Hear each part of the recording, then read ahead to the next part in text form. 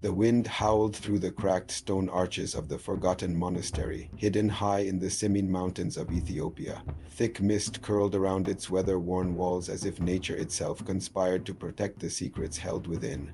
Inside, a scholar's lantern flickered against the damp, soot-streaked plaster. Then, beneath layers of centuries-old dust, a fresco emerged.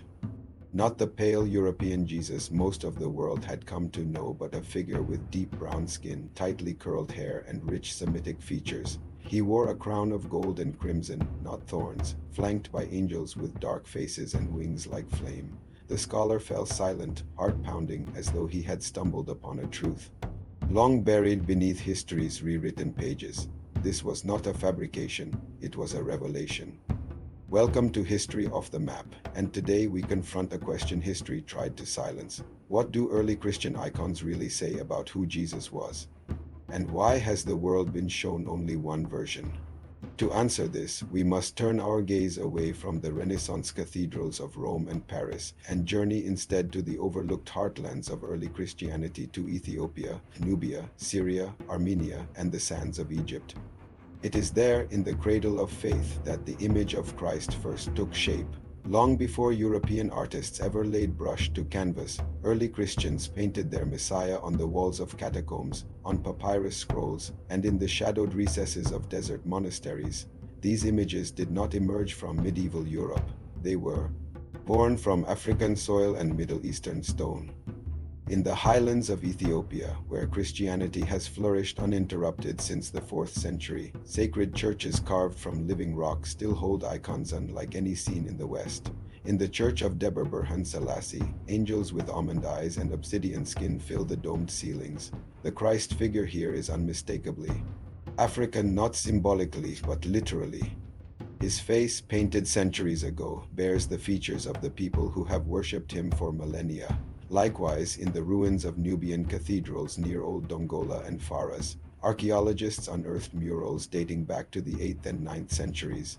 These paintings, carefully preserved under layers of desert silt, show a dark-skinned Jesus seated on a throne, blessing bishops and emperors. One such image, discovered in the Cathedral of Faras in modern-day Sudan, depicts Christ enthroned in a mandorla of light, his complexion unmistakably brown, his hair curled like the shepherds of the Nile. These were not anomalies, they were the norm until they weren't. By the 12th century, as the influence of the Roman Catholic Church expanded and European powers rose, a shift occurred not just in theology but in imagery. Jesus, once portrayed as a man of the region, brown-skinned, Semitic, Eastern, was slowly transformed into a pale-skinned, blue-eyed European. Art historians trace this back to Imperial Rome's adoption of Christianity. As the religion became a tool of statecraft, so too did its iconography. Jesus began to resemble Caesar, youthful, commanding, clean-shaven, and unmistakably white. Over time, this image took root across Europe, reinforced by the likes of Michelangelo, Da Vinci, and countless others. But while the West painted a white Messiah, the East and Africa remembered something different. In the deserts of Syria, fragments of ancient Syriac manuscripts reveal depictions of Christ with dark, olive-toned skin, black eyes, and features consistent with Semitic people of the region. One 6th century icon from the monastery of St. Catherine in Sinai shows a solemn-faced Jesus with tight curls and piercing, deep-set eyes. It is perhaps one of the oldest surviving images of Christ, and it defies every European portrayal. So why were these images buried?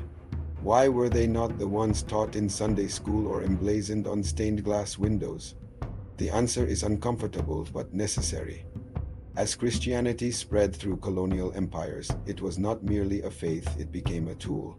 A white Jesus became a symbol of cultural superiority, a weaponized image that justified conquest, conversion, and control. Darker depictions were either destroyed, hidden, or dismissed as folk art, a label that quietly diminished their authority, and yet they endured. In the high desert of Eritrea, monks still pray before wooden panels of a brown-skinned Christ. In Armenian monasteries, Jesus is shown with strong Semitic features, a reflection of the people who first followed him. And in the underground churches of Lalibela, carved entirely from stone in the 12th century, Christ is never white. He is always one of them. One particularly haunting revelation emerged in the 1960s when UNESCO led a rescue operation in Nubia, flooded by the Aswan Dam. As archaeologists peeled back the silt from forgotten churches, they discovered wall after wall of icons, brown-skinned saints, apostles, and Christs. One scholar whispered, "These change everything." But they didn't, not then. Museums placed many of these icons in storage. Others were quietly tucked into academic papers that never reached the public. The mainstream image of Christ remained unchanged, serene, pale, and impossibly European. And yet the icons wait, hidden in monasteries behind curtains only drawn during holy festivals, locked behind museum vaults labeled regional artifacts. Their eyes stare through centuries, silently demanding to be seen.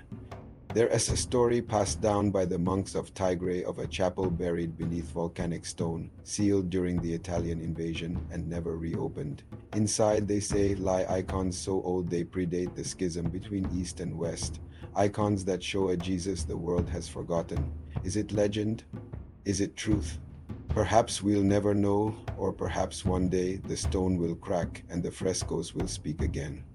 What we do know is this: the earliest images of Christ were not European. They were born in Africa, in the Middle East, in the lands where Jesus actually lived and walked. Their silence was not due to irrelevance but erasure. And now, as these ancient faces re-emerge from dust and ruin, we must ask ourselves, what else has history rewritten?